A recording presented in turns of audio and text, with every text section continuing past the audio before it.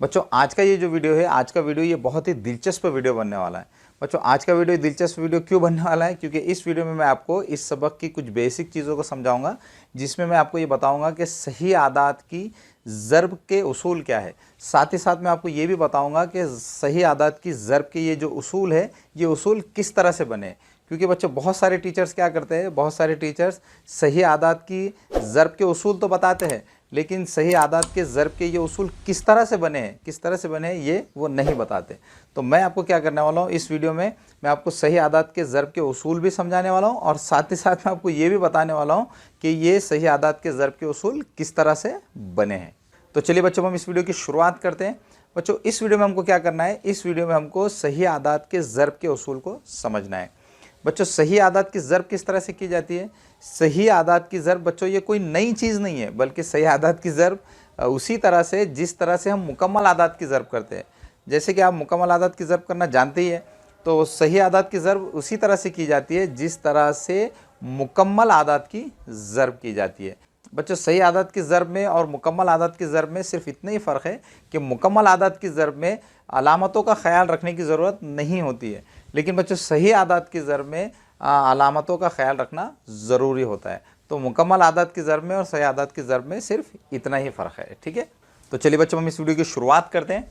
बच्चों मैंने सही आदात के ज़र्ब के जो 4 उसूल है, सही आदात के ज़र्ब के जो 4 उसूल है, तो उनको यहाँ पर मैंने लिख लिया है। अब हम क्या करेंगे, इन चारों उसूलों को डिटेल में समझेंगे। ठीक है बच्चों, सही आदात के ज़र्ब का पहला उसूल क्या है? सही आदात के ज़र्ब का पहला उसूल है कि अगर दो मुस्बत आदात की ज़र्ब की जाए, दो मुस्बत आदात की ज़र्ब की जाए, तो हासिल ज़र्ब यानी प्रोडक्ट वो क्या आता है? मुस्बत अदद आता है। ठीक है बच्चों, सही आदात के ज़र्ब का पहला उसूल क्या कहता है? सही आदात के ज़र्ब का पहला उसूल ये कहता है कि अगर दो मुस्बत आदात की ज़र्ब की जाए, दो पॉजिटिव नंबर्स की ज़र्ब की जाए, उनको मल्टीप्लाई किया जाए, तो हासिल ज़र्ब यानी प्रोडक्ट क्या आता है? मुस्बत अदद ही आता है, पॉजिटिव नंबर ही आता है। ठीक है बच्चों, इस उसूल को मैं आपको एक एग्जाम्पल से समझा देता हूँ।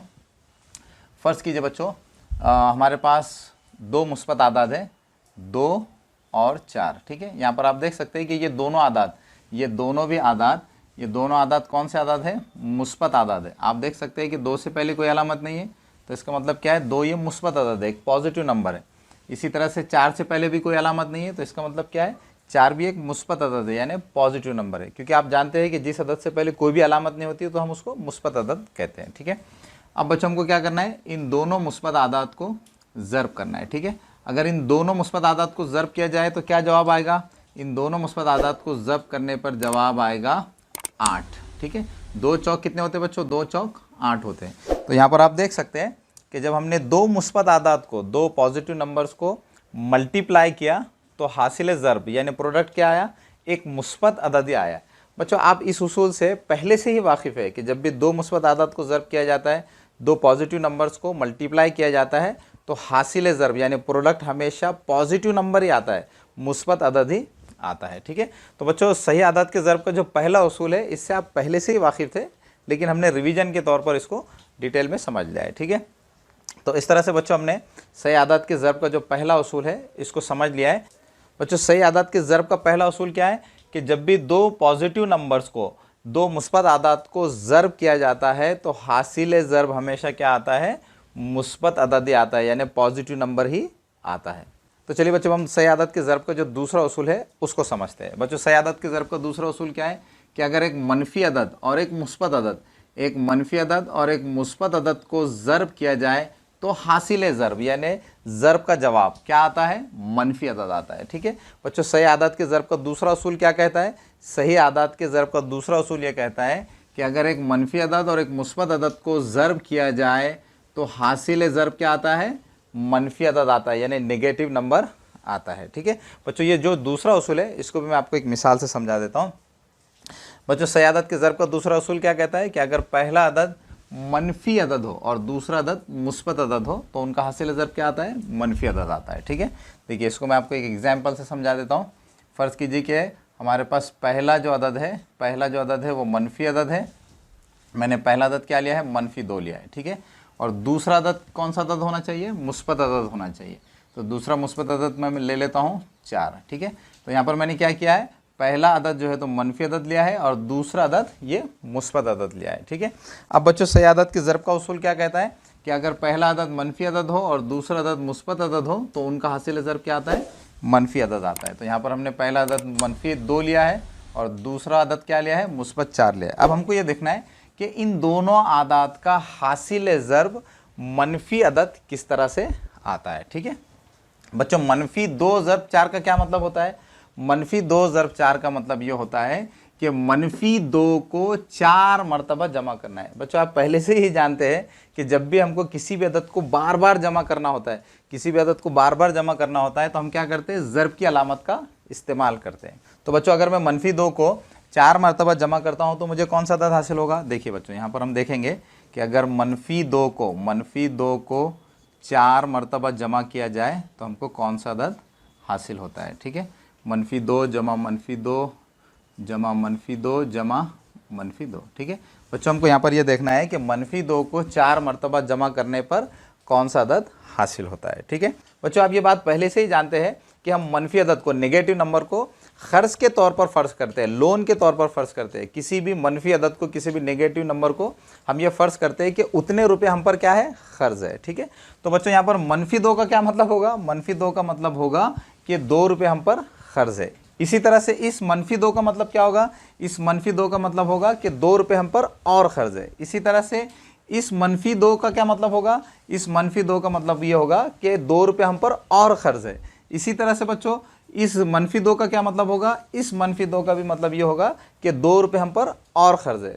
तो इस तरह से बच्चों हम यहाँ पर ये कह सकते हैं कि हम पर कितने रुपये क़र्ज़ होगा, 8 रुपये क़र्ज़ होगा। ठीक है, हम पर कितने रुपये क़र्ज़ होगा, 8 रुपये क़र्ज़ होगा। तो 8 रुपये क़र्ज़ को हम किस तरह से लिखेंगे, 8 रुपये क़र्ज़ को हम लिखेंगे मनफी 8, मनफी 8। तो इस तरह से बच्चों हम यहाँ पर ये कह सकते हैं कि मनफी 2 को 4 मरतबा जमा करने पर, मनफी 2 को 4 मरतबा जमा करने पर क्या जवाब आएगा, मनफी 8 जवाब आएगा। ठीक है, तो इस तरह से बच्चों अब हम यहाँ पर ये कह सकते हैं कि मनफी 2 को 4 से ज़र्ब करने पर, मनफी 2 को 4 से ज़र्ब करने पर भी क्या जवाब आएगा, मनफी 8 जवाब आएगा। क्योंकि बच्चों मनफी 2 ज़र्ब 4 का क्या मतलब है, मनफी 2 ज़र्ब 4 का मतलब है मनफी 2 को 4 मरतबा जमा करना। और आपने अभी यहाँ पर देखा कि मनफी 2 को 4 मरतबा जमा करने पर क्या जवाब आया, मनफी 8 जवाब आया। तो इस तरह से अब हम यहाँ पर ये कह सकते हैं कि मनफी 2 को 4 से ज़र्ब करने पर मनफी 8 आएंगे।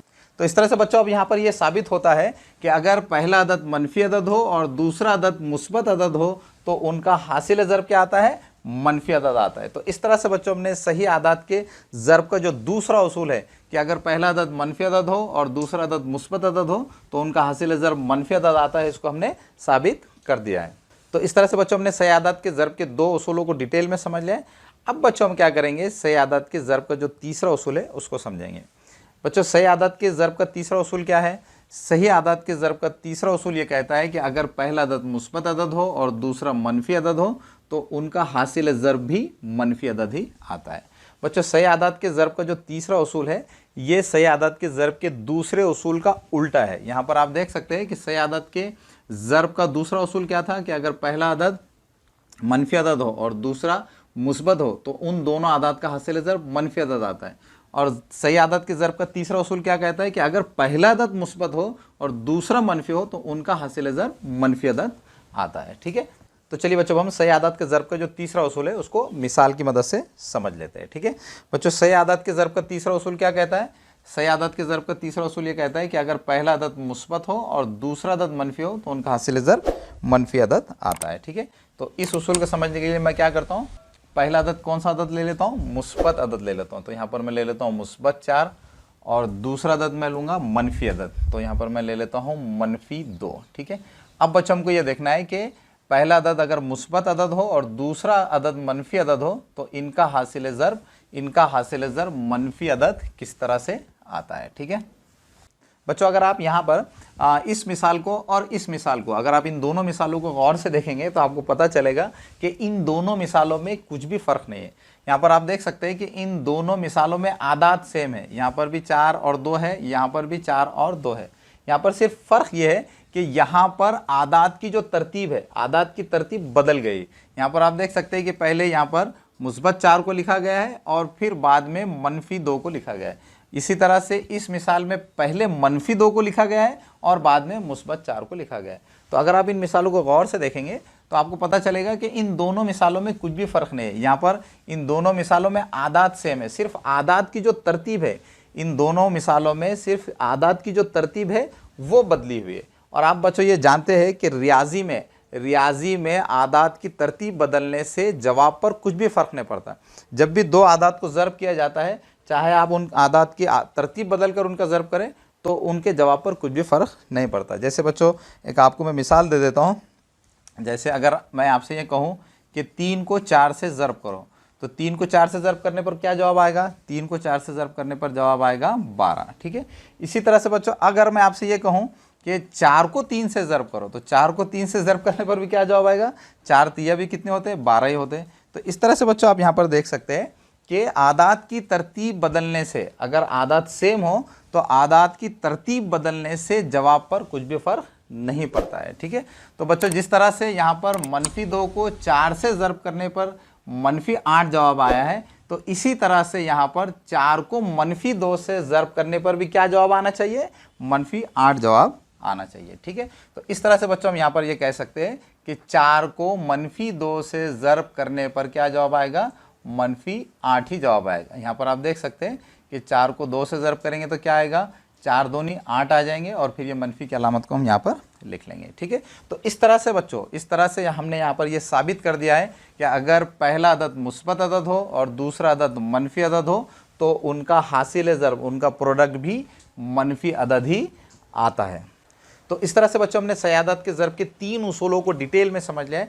अब बच्चों हम क्या करेंगे? सयादत के ज़र्ब का जो आखिरी उसूल है, उसूल नंबर 4, उसको डिटेल में समझेंगे। ठीक है बच्चों। सयादत के ज़र्ब का चौथा उसूल क्या कहता है? सयादत के ज़र्ब का चौथा उसूल ये कहता है कि अगर पहला अदद मनफी अदद हो और दूसरा अदद भी मनफी अदद हो तो उनका हासिल ज़र्ब क्या आता है? मुस्बत अदद आता है। ठीक है बच्चों। सयादत के ज़र्ब का जो चौथा उसूल है, इसको समझने में बहुत सारे बच्चों को परेशानी होती है। बहुत सारे बच्चे ये कन्फ्यूज़ रहते हैं कि दो मनफी आदात का हासिल ज़र्ब ये मुस्बत अदद किस तरह से आता है।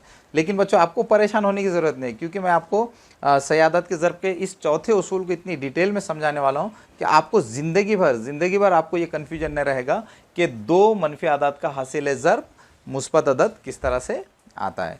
बच्चों मैं क्या करने वाला हूँ? आपको सही आदात के ज़र्ब के इस चौथे उसूल को सही आदात के ज़र्ब के दूसरे उसूल की मदद से आपको समझाने वाला हूँ। ठीक है बच्चों। सही आदात के ज़र्ब का दूसरा उसूल क्या कहता है? सही आदात के ज़र्ब का दूसरा उसूल ये कहता है कि अगर पहला अदद मनफी अदद हो और दूसरा अदद मुस्बत हो तो उनका हासिल ज़र्ब क्या आता है? मनफी अदद आता है। ठीक है बच्चों। सही आदात के ज़र्ब का दूसरा उसूल क्या कहता है कि अगर पहला अदद मनफी अदद हो और दूसरा अदद मुस्बत अदद हो तो उनका हासिल ज़र्ब क्या आता है? उनका हासिल ज़र्ब मनफी अदद आता है। जैसे बच्चों यहाँ पर आप देख सकते हैं कि मैंने यहाँ पर एक मनफी अदद लिया है और एक मुस्बत अदद लिया है। अब अगर हमको इनका हासिल ज़र्ब मालूम करना हो तो इनका हासिल ज़र्ब क्या आएगा? इनका हासिल ज़र्ब आएगा -24। यहाँ पर आप देख सकते हैं कि अगर हम 6 को 4 से ज़र्ब करेंगे तो क्या आएगा? 24 आएगा। 6 चौक 24 आ जाएंगे और ये मनफी की अलामत जवाब में आ जाएगी। ठीक है। तो इस तरह से सही आदात के ज़र्ब का दूसरा उसूल ये कहता है कि अगर पहला अदद मनफी अदद हो और दूसरा मुस्बत हो तो उनका हासिल ज़र्ब क्या आता है? मनफी अदद आता है। ठीक है। अब बच्चों अगर इसी तरह से अगर मैं सयादत के ज़र्ब के दूसरे उसूल को जहन में रखकर अगर मैं मनफी 6 को अगर मैं 3 से ज़र्ब करता हूँ तो इनका हासिल ज़र्ब भी क्या आएगा? मनफी अदद ही आएगा।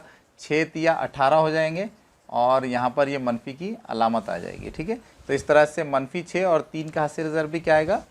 मनफी अदद आएगा। ठीक है। इसी तरह से अगर बच्चों मैं मनफी 6 को अगर मैं 2 से ज़र्ब कर दूँ तो इनका हासिल ज़र्ब भी क्या आएगा? मनफी अदद ही आएगा। 6 दूनी 12 आ जाएंगे और ये मनफी की अलामत यहाँ पर आ जाएगी। ठीक है। इसी तरह बच्चों अगर मैं मनफी 6 को अगर 1 से ज़र्ब करूँ तो इनका हासिल ज़र्ब भी क्या आएगा?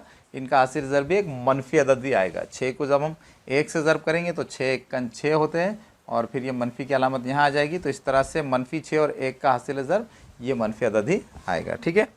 इसी तरह से बच्चों अगर आगे बढ़ते हुए अगर मैं मनफी 6 को अगर मैं सिफर से ज़र्ब करूँ, मनफी 6 को सिफर से ज़र्ब करूँ तो क्या जवाब आएगा? इसका जवाब आएगा सिफर। आप जानते हैं कि जब भी किसी भी अदद को सिफर से ज़र्ब किया जाता है, सिफर से भी ज़र्ब किया जाता है तो हासिल ज़र्ब सिफर ही आता है। सिफर का क्या मतलब होता है बच्चों? सिफर का मतलब होता है कुछ नहीं।